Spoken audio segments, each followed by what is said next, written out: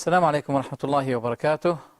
Welcome, dear viewers, to our episode, The Scattered Pearls. I'm your host, Abdul-Rahman, Dimashqiah.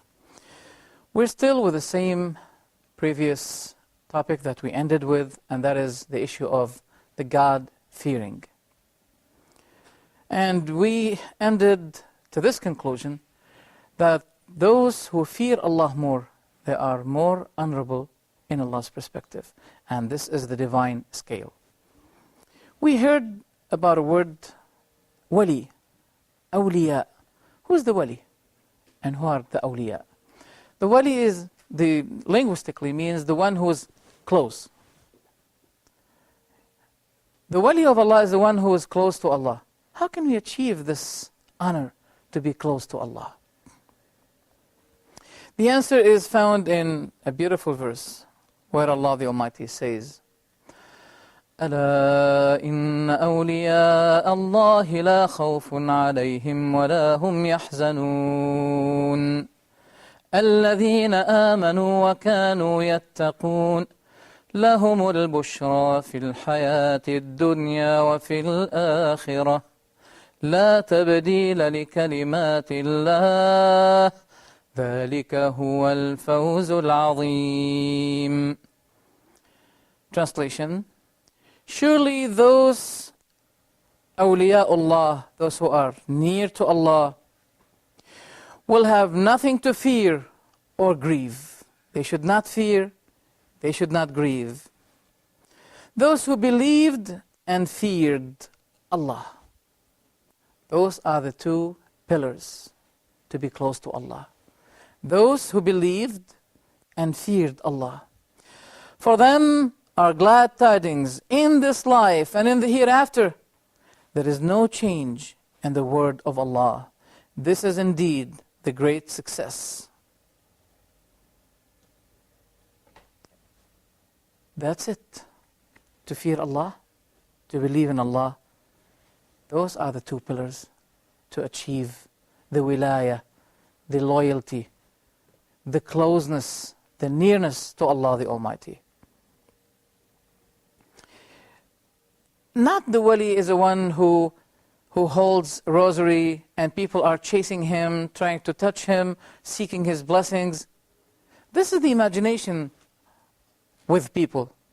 The very moment this word is mentioned, it implies to them that this is the wali. The wali is a person, as we said, even if he may be a poor person, not known person, he will be honored by Allah and he will be close to Allah the Almighty. I remember an incident that happened in the lifetime of the Prophet, peace be with him. That one of the companions quarreled with Bilal, the companion of the Prophet. He got angry with him and he called him the son of a black woman. Then the Prophet, peace be with him, was extremely angry with this. He said, you defamed him with his mother? You denounce him with the color of his mother? You are a person that still have some traces or tracks of ignorance. This is a track of ignorance. That you insult the people, embarrass people by their color or etc. This is an insulting, and the Prophet, peace be with him, blamed this companion of him that he said it. So the true wali is a person who had really applied those two conditions, to fear Allah and to believe in Allah. What is the fruit of fearing Allah the Almighty? Fruit? The fruit of fearing Allah the Almighty is to make things easy for you in this life and in the hereafter. Let us deal with another verse where Allah the Almighty says, it's a beautiful verse. After Allah was talking about the story of Qarun. Qarun was one of the companions of Moses. And he had a lot of treasures. A lot of treasures. The animals, the horses, the donkeys were not able to bear the weight not of the treasures I should say, but the keys of the treasures were so heavy that even the horses and the donkeys were not able to bear it.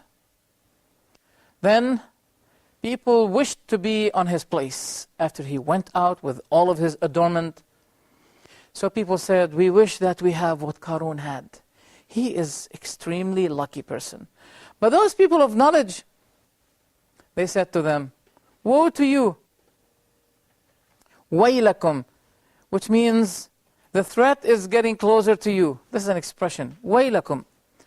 The reward of Allah is better for he who believed and did righteousness.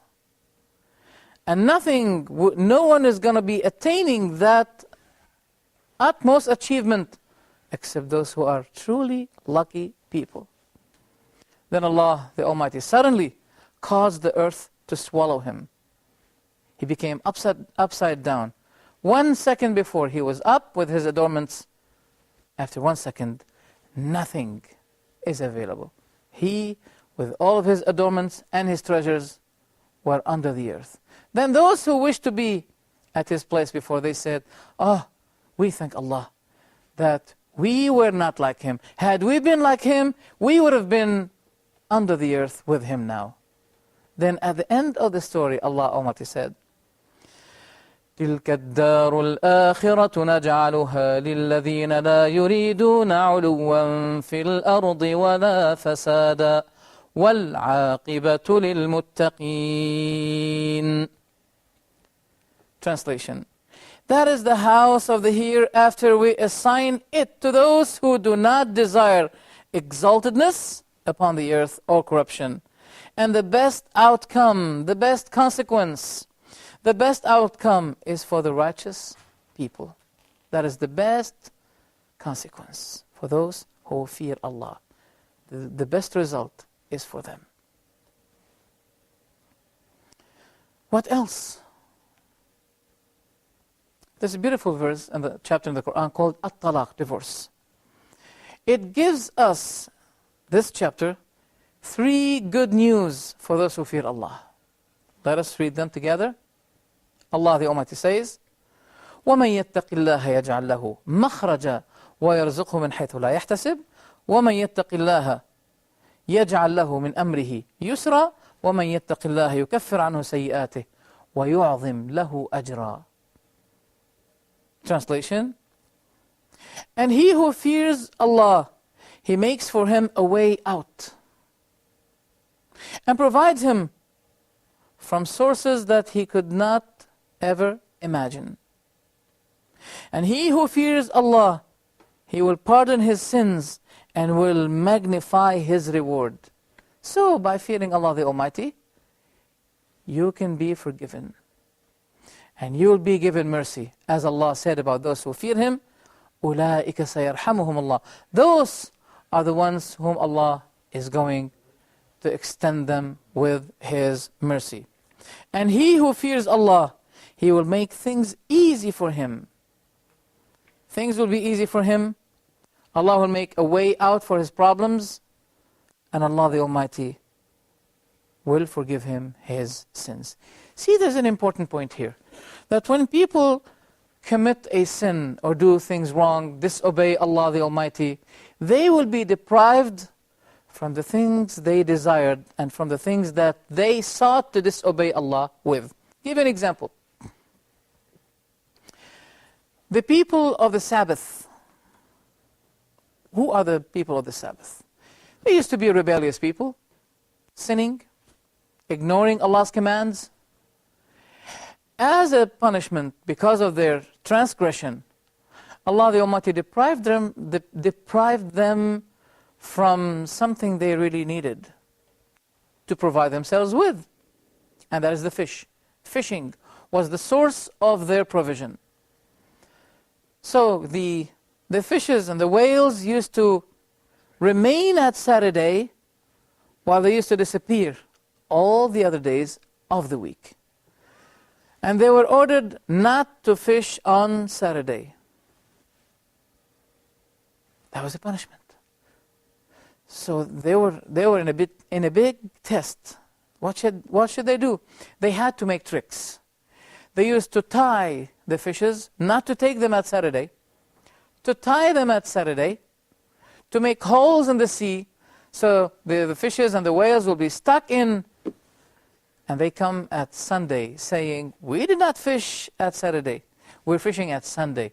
So since they violated His law, since they transformed His law, they were themselves transformed as a punishment. So what is the consequence of disobeying Allah? That you will be deprived from what you wish and what you like. Remember this, when you disobey Allah the Almighty and when you commit a sin, that the consequence of the sin may be that you'll be deprived from the thing that you desire to get. We remind ourselves and yourselves of the thing that we mentioned at the beginning of the subject, that the addressing of taqwa and the supply is taqwa is very important. And this was mentioned in the Quran in chapter Al-A'raf, where Allah the Almighty says, يا بني آدم قد أنزلنا عليكم لباسا يواري سوآتكم وريشا ولباس التقوى ذلك خير. In the chapter also Al-Baqarah, وَتَزَوَّدُوا فَإِنَّ خَيْرَ الزَّادِ التَّقْوَى. Translation: O children of Adam, we have sent down to you clothing to cover your nakedness, and as an adornment. However, the best clothing is piety. Such are among the signs of Allah that they may receive admonition. So don't forget this. The best clothing is piety.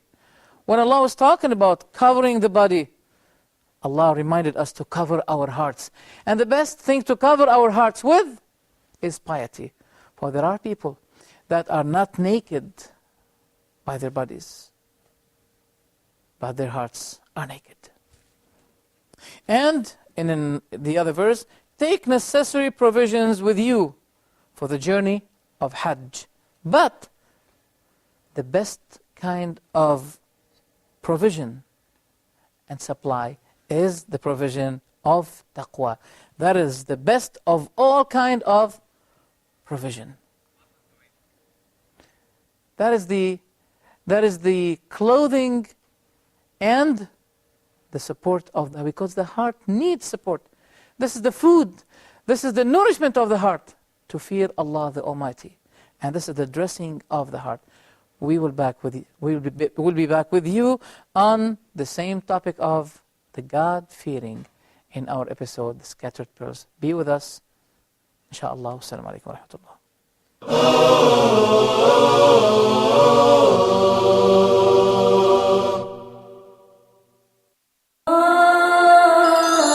Let's talk. So this is something that you have to point out to them in the Bible. Something which is, I think, very direly needed by the youth, which is staying firm on the truth. This is just one of the greatest examples for me of how to control your anger. Within the framework of being the cleanest religion, the cleanest jurisprudence, and in the meantime, the kindest religion to animals. Watch Let's Talk with Khalil Amanet as he interviews guests and discusses a variety of topics, everything from youth issues to religious issues. Join us here on Huda TV.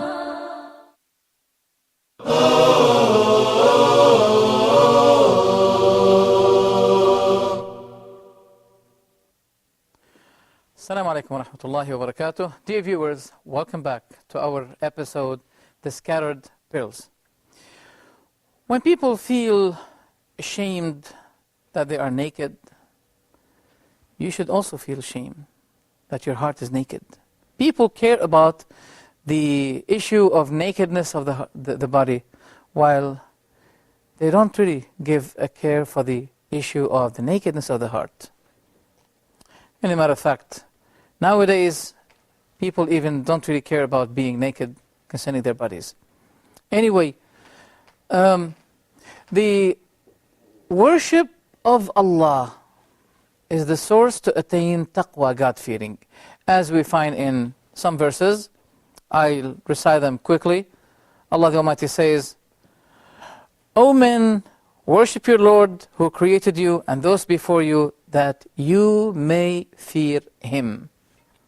Sometimes we have problem in translation. They translate the word tattaqun, that you become pious. But tattaqun means to fear Allah. You see, if you avoid Him, He will let you avoid His. If you avoid Him, He will let you avoid His, or He will avert you His. What do we mean by this? If you avoid the anger of Allah, the things that cause Allah's wrath and anger, Allah will avert you from what He has as a consequence of His anger. Hell, punishment. So, avert disobeying Allah, and Allah will help you to avert His punishment. In tattaquhu yaqikum. If you fear Him, He will avert you His punishment. So, worship your Lord that you may become among those God-fearing ones. In another verse, O you who believe,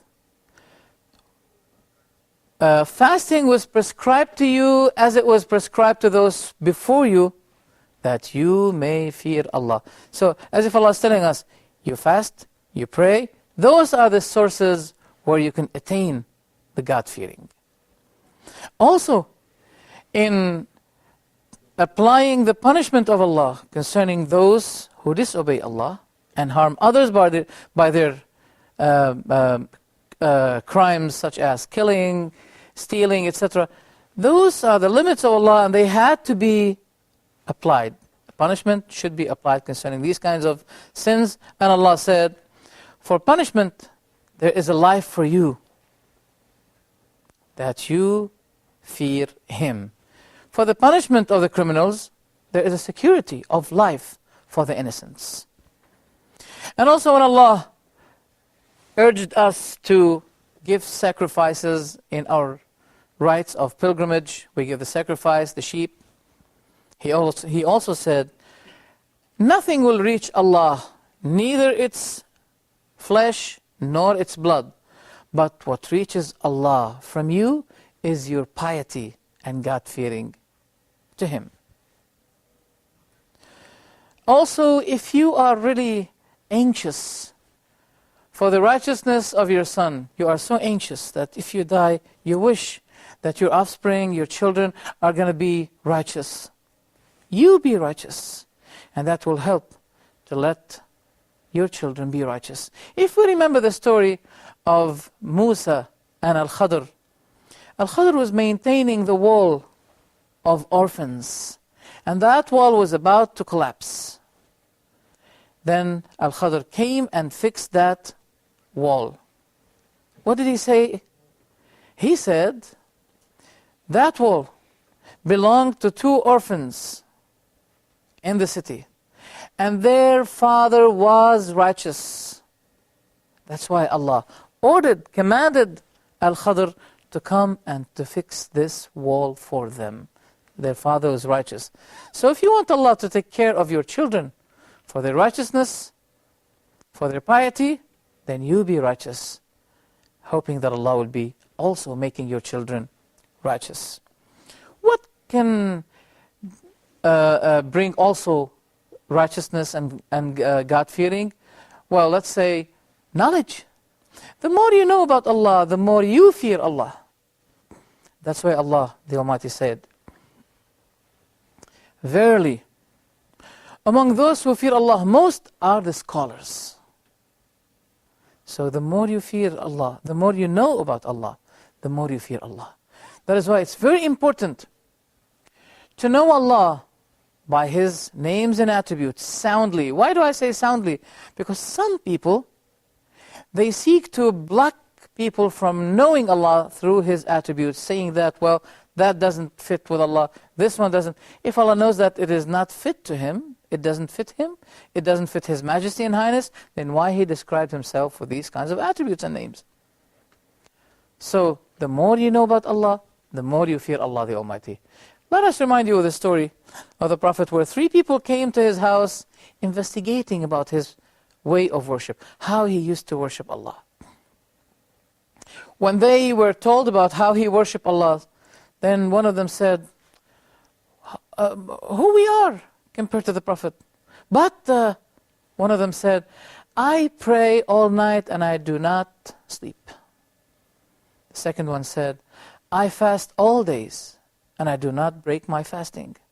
The third one said, I do not approach women. That means he dedicated himself in worshipping Allah, so he doesn't care about having a wife. The Prophet, hearing what they said, he came to them and he said, what's the matter of so and so people saying such and such? I swear by Allah that I fear Allah more than the 3 of you. Yet I pray and I sleep, I fast and I break, and I marry the woman. This is my sunnah. Whoever does not accept my sunnah, he is not of me. That is my way. So the Prophet said, I know better than you about Allah, and I fear Allah more than you. So the more you know about Allah, the more you fear Allah the Almighty. What is also important is the moment that you sin, you return to Allah and you fear Allah. And that fearing of Allah will be a breakthrough from any problem that you encounter. We also remind you about the 3 people who were stuck in a cave. And the cave was blocked by a rock. So that means there is no more communication between them and the outside world. No more. Finish. So one of them said, ask Allah by the most sincere work that you ever did for His sake. We get back to this very important topic, and that is the sincerity. Is a very important thing. And we can realize in this story, as I'm going to mention it to you, that sincerity performs miracles. Well, we do not forget the story of Ibrahim alayhi salam when they threw him in the fire. Why? Because he was resisting and fighting polytheism, and he was monotheistic. His monotheistic faith saved him, and the miracle took place. They put him in the fire, and he felt cool and peace in the midst of the fire. Miracle. So the man said, ask Allah by the most sincere work that you did. See, Allah in this story is teaching us something. Righteousness. How to be righteous. This story reforms the behavior and the conduct of people. So the first one said, oh Allah, you know that I had parents, and I used to bring the milk and give the milk to my parents, then I allow my children to drink. But I proceed with my parents. And you know, Allah, that one day I came and I found my parents sleeping, and my children were hungry and thirsty, but I did not allow my children to drink, and I did not allow myself to wake them up, because I want to be extremely righteous to them. Oh Allah, if you know that I did that for your sake, then save us from what we are.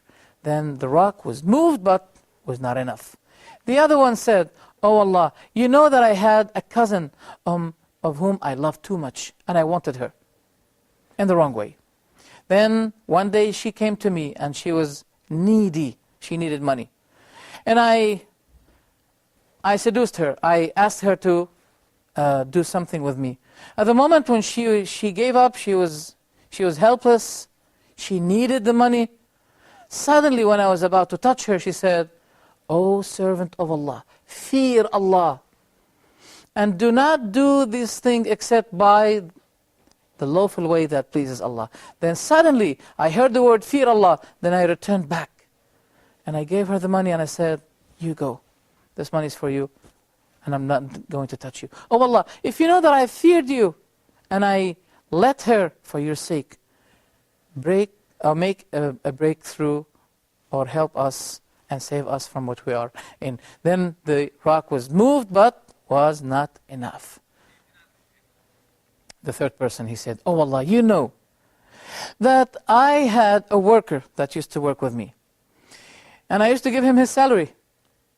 But once he left me without taking his salary, and I took his salary, and I was investing his salary, investing it, to the extent that this investment became a big multitude of numbers of sheep and cows and camels. And when he came to me once, he said, you remember that salary of mine? Give it back to me. I said to him, do you see all of those sheep and camels and cows? He said, yes. He said, all those are yours. I said, are you kidding with me? That's not my salary. My salary is very small. He said, yes, but I invested it for you. Oh Allah, if you know that I did this for your sake, to please you, save us from what we're encountering. The rock was moved, at that time was enough for them to leave the cave. What do we learn from this? We learn righteousness, sincerity, and righteousness. Righteousness to your parents, righteousness in maintaining yourself from any kind of evil conduct, such as fornication or etc., and also how to be good to people, to do the thing for the sake of Allah. This is a beautiful story, and that shows the fruits of piety and God-fearing. If people all do these kinds of things, the earth has no problem. But the earth today is corrupted because of the misconduct of people. Birds flu, crazy cow, AIDS, and new diseases on the way, as long as people turn away from their Creator. Thank you very much for being with us in this episode of The Scattered Pearls. I think we can still have something additional to give you concerning the topic of God-fearing. Thank you very much. Wassalamu alaikum wa rahmatullahi wa barakatuh.